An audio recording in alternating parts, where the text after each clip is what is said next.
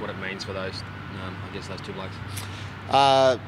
3 changes for this game. Obviously, Dan Worrell also Yep. with a hamstring, which is disappointing for Daniel especially, and for us. The 2 significant changes, we've left out Callum Ferguson and Tom Cooper, and really on the back of our team performance over the last period, it's been a fair while now since we've had wins. We haven't had wins for 13 games and only 2 in the last 18. And as senior players, we just felt that the inconsistency in their performance was one of the major reasons. It's a hard call, there's no doubt about that, and it's difficult for those blokes as senior players, but there is responsibility, we believe, on our more experienced and better quality players to perform in a more consistent manner. And ultimately, this was a chance for us to show that we can't just roll along and continue to do the same things the whole time and expect things to get better. We needed to make some change, we felt, to try and spark some team performance, and it's turned out that Callum and Tom are the 2 that miss. Is there a way back for those 2? Oh yeah, very much so. It's certainly not fatal. As I say, it's a reaction to the fact that we haven't won and haven't been playing our best cricket. We lost a game in Perth, for example, just this week, where we lost by 6 wickets and it was over on the 3rd day. We want and we pride ourselves in the last couple of years of being really competitive, and that was probably the last straw, is in the fact that we hadn't batted well enough and hadn't bowled well enough especially as well, but we just hadn't performed well enough as a team, and to roll out the same group we thought would be, well, it just wouldn't be doing the right things for us as an organisation and also for the cricketing supporters and fans in South Australia. So this isn't over for them? Sorry? So this isn't over for No, Cooper? no, definitely not. As we've discussed with them, it's a reaction to their form in the last 10 or 12 hits, and the responsibility that we place on our senior players to have a greater impact, to allow us, whilst we have players away playing for Australia as well at different times, for the younger players coming into our group to find their feet and find some consistency. So yes, there is added responsibility and expectation on those senior blokes. What was their response, Tim, when the news was passed on? Disappointed, obviously, and as in always in selection, if you're telling someone bad news, we don't expect them to agree, and they would have liked an extra opportunity or extra chances. We only have 2 games left in the season now, so if we didn't move now, we felt as a management group that we wouldn't have a chance to see a couple of other players and see how they coped and how they went. But more importantly, as mentioned, we can't just keep rolling along, we feel, and keep doing the same things and expect different results.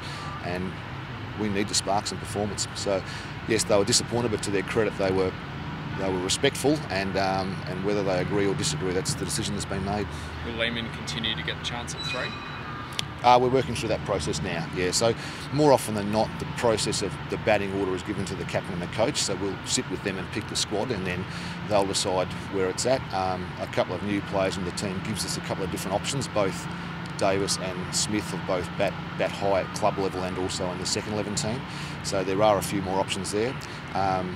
Jake's had a lot of success for us batting at 5, that's true, and he's been captain of our team earlier in the season when Travis is away batting at 5, so that's certainly an option for us. Tim, tell us how important Greg Peat is in terms of form. Obviously you've got him, and you go in particular in the Sturt Skippers who you are watching. Very much so, yeah. You know, Premier Cricket's critical for us. It's the first step where they can put their hand up and perform to a level that says, look at me, and then we also have our second 11 competition where, and Brad's probably smashed the door down. He made 200s in one game, and over the last couple of years he's had some pretty good standout performances there. So he's had some standout performances there. So Kelvin's made 5 grade hundreds, I think it is off the top of my head, this season. He's made nearly 1,000 runs. I think he's made 13 grade Premier hundreds over his career. So again, it was a time that we just couldn't ignore good performance at the levels below when we weren't getting the results or the performances we require at the first class level. Winter was here. Jake's going really well. He's got 1,000 runs this year in Premier Cricket. He's still finding his way in the second 11 at the second 11 level.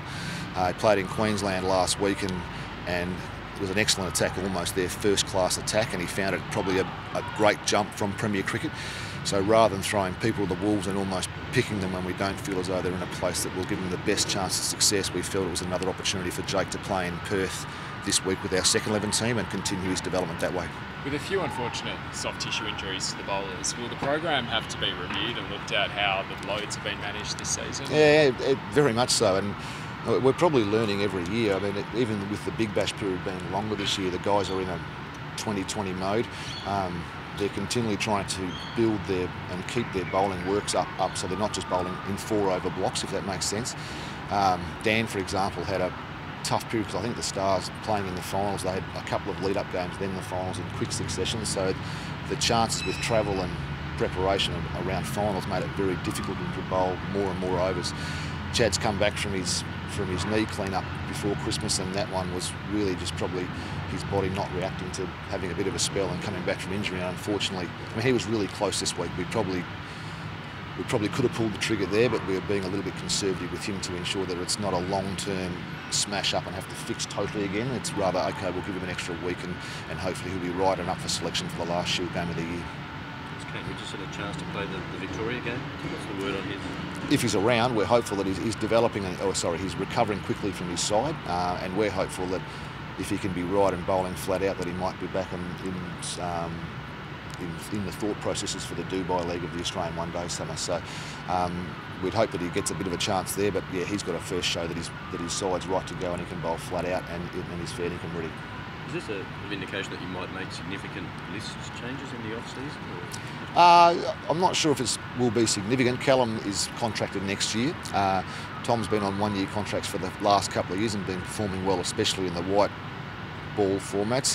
He started the season really well. So I don't think, as I say, this is not fatal. It's just really us trying to find a way to spark some team performance and probably send a message both to our team and our squad and our supporters that we don't like not performing and not winning or not even being competitive at times. So I keep coming back to the result was we just couldn't keep doing the same things with the same group and expect it to change overnight. So we made some change and we're hoping that'll have an impact. Where's Popey at, Tim? Because obviously he's having trouble with the Duke's ball and the grip, all that kind of stuff. Yeah, another young bloke who's developing, we hope, on the right path. He'll play in the second 11 game this week in Perth. The Duke ball makes it a bit more difficult for him. He changed a couple of the things he was doing in his action and the way he went about it for the 2020 for the Big Bash program, which worked well, but probably hasn't found it as simple to come back and readjust into the 4-day style of bowling. So we thought, again, rather than throwing to the wolves, we'll give him the opportunity in the second 11 game. And even after his great performance against Queensland, where he got 7 wickets, he had a patch where he didn't take a wicket for a while and he found first-class cricket tough. So, we'd like to think with our young blokes we have the opportunity to put them in at the right times, and maybe if it gets a bit hard, pull them back out of the team, give them some development time or some second 11 cricket to keep working on their game and improve, and then when the time's right and the opportunity's there, stick them back in it and when they've got the best chance of being successful.